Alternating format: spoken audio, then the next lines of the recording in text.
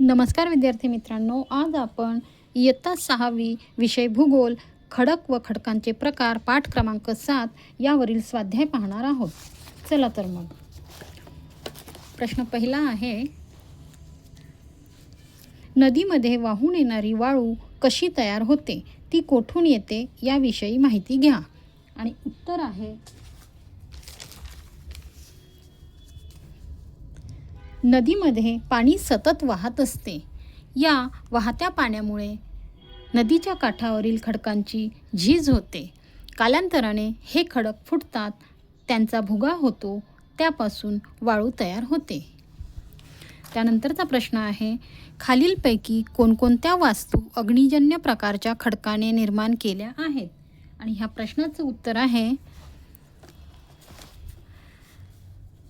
पर्याय क्रमांक 2 रायगड किल्ला आणि पर्याय क्रमांक 4 वेरूळचे लेणे.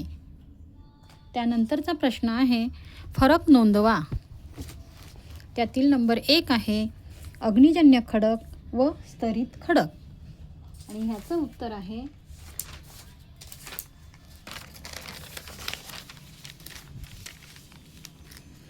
अग्निजन्य खडक. शिलारस व लाव्हारस यांच्या घनीभवनातून अग्निजन्य खडक निर्माण होतात, तर हिमनदी, नदी व वारा या कारकांमुळे झालेल्या खडकांच्या कणांच्या संचयातून स्तरित खडक निर्माण होतात.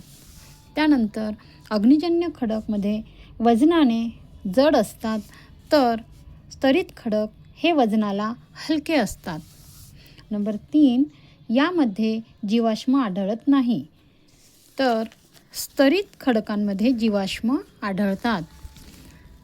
अग्निजन्य खडकाची काही उदाहरणे, ग्रॅनाइट व बेसॉल्ट ही प्रमुख अग्निजन्य खडक आहेत, तर वाळूचा खडक, चुनखडक, पंकाश्म, प्रवाळ हे स्तरित खडक आहेत.